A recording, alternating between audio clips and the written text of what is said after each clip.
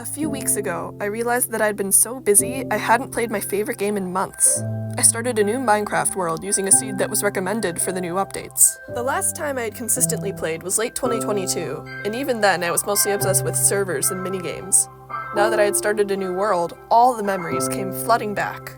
There were reminders of the new updates here and there. A mangrove tree or a stray cherry blossom flower. Things were different, to be sure, but after the initial shock of seeing an armadillo go into its shell, I enjoyed it. Everything that had made the game special was still there. To me, Minecraft seemed frozen in time, and no update would ever change its beauty. Except for literally every single update since 2021, at least according to the scores of disgruntled players expressing their annoyance on every single post that Minecraft makes. Even though I hadn't been active in the Minecraft community for some time, I had still heard quite a bit about the new updates. They were adding armadillos, there was going to be a new type of skeleton, and copper was actually going to be useful. Only took them 3 years. Pretty much every time I interacted with the post from Minecraft, there would be 200 comments complaining about how the new updates were pointless and stupid. They'd talk about how they'd waited a whole year for just a few items to be added, or how their favorite mob got voted out by the 10-year-old iPad kids. Part of the reason I made a new Minecraft world was to see if the new updates were really as bad as everyone said they were. They weren't terrible, world-ending atrocities like everyone had made it seem. They were just pointless. In the majority of people's eyes, the new updates were too few and far between. In honor of the upcoming Tricky Trials update, I'm gonna look back on the additions players loved and hated, and find out what exactly is making everyone hate these new updates. For two of the reasons I came up with, the fault lies within Minecraft itself and the way the updates are designed. There's no denying that these updates could have been a lot better, and they probably should have. For the other two reasons, the fault lies outside of the actual game. It's a trend I've noticed lately in the Minecraft community that I wanted to talk about and try to understand. But first, we've got to get through the first two reasons. I'm going to use some of the previous updates to make my point about what leads to success, failure, or that underwhelming gray area in between. For the first reason, I'll use my favorite update of all time as an example. I still remember the day when Update Aquatic came out.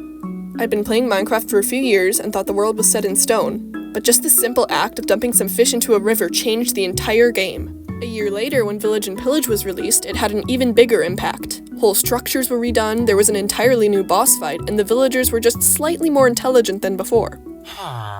Before these updates got released, villages in the underwater world were extremely underdeveloped.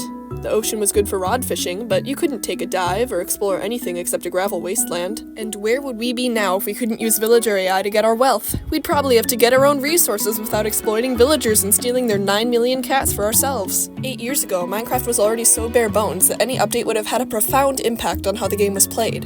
Modern day Minecraft is so complex and expansive that new additions are like a drop of water in the ocean. The first reason why the new updates are so underwhelming is because the game is already so complex and saturated with items that anything new would barely make a difference. Now, you might be asking yourself why I'm focusing on the nature of Minecraft instead of the updates themselves. Who cares if the actual game is too expansive when the updates are the problem? Oh, we are getting to the updates, don't you worry. One I was especially disappointed with was the 1.20 update. I think a lot of people feel the same way with varying degrees of anger. Mojang planted some cherry trees and gave us suspicious sand, and then they just dipped? It felt more like a minor update they give to tide us over for a few months rather than one we've been waiting for all year. The armor was cool though.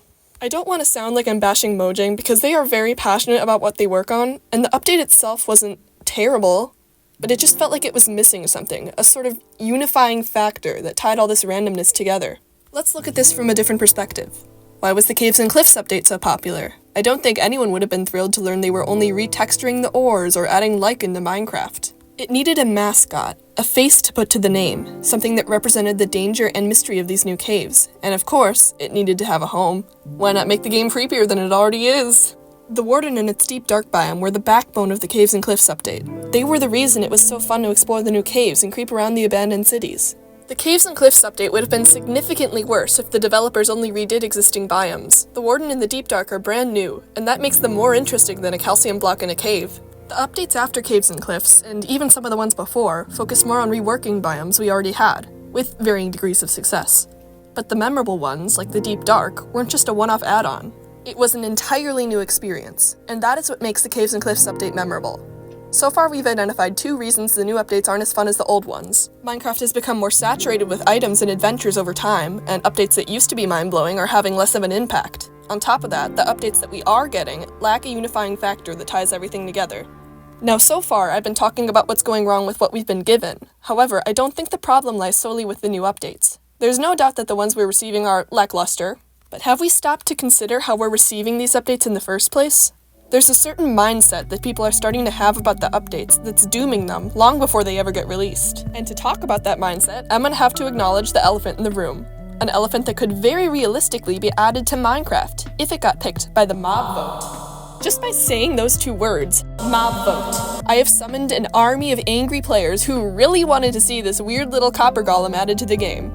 Players get so invested in the moo bloom or the penguin, and then their entire life is over as soon as they lose the vote. Please, tell me, I want to understand.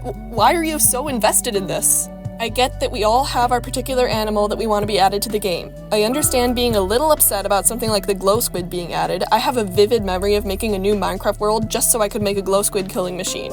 But what I do not remember is everyone being so butthurt for weeks, months, even years after their favorite mob got edged out. I get that we've waited a year. I get that it's annoying that the one thing we can control about the new updates instantly gets taken over by a million fans of whatever YouTuber is popular at the time. But from the way these players talk about the mob vote, you'd think their entire life would hinge on whether a yellow cow gets added to a video game. Is this really what we're wasting our energy on? Instead of looking forward to the things we can't wait to see added to the game, we're too busy focusing on everything we hate. Almost seems like a metaphor for something. This mob vote mindset doesn't only pertain to the mob vote. Anything we get a sneak peek of is quickly assessed, judged, and condemned before anyone even gets a chance to play it. We're so caught up in what could have been and what we could have done better, we don't appreciate what we have anymore. The mob vote mindset is really starting to take its toll on players' enjoyment of the game. The community just needs to accept that we won't always get our way. We're lucky the developers even gave us a chance to choose in the first place, if you could call that choosing. If this is the kind of mindset the mob vote instills in its players, maybe it's better if we don't have a mob vote after all. Now there's one more important factor that goes into our hatred of the new Minecraft updates. I've experienced this feeling over and over again without even realizing it, but it all hit me once I started playing Minecraft again. Everyone, including me, has so much nostalgia for our favorite childhood games. We might be excited for new mobs or blocks for a little bit, but in the end, it'll never live up to our expectations. We'll still yearn for those wide grassy fields over the cherry blossom trees, or the sprawling taiga forests instead of the mangrove swamps. The old will always be more comforting than the new. It took me a while to get used to the Caves and Cliffs update. When it first came out, I hated it and wished the caves could go back to normal. But now, 3 years later, it's actually kinda nostalgic, and I don't dislike it anymore.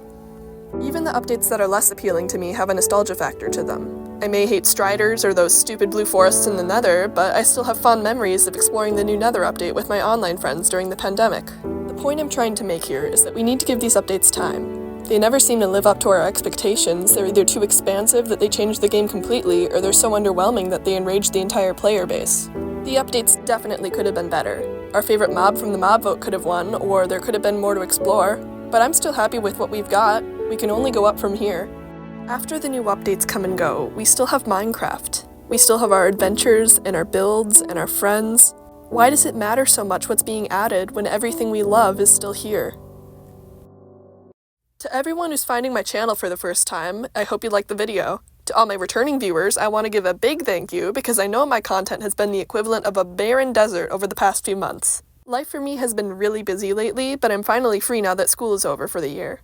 Let me know in the comments if you have any suggestions for a new video. Thanks again for sticking around, and I'll see you guys in the next one.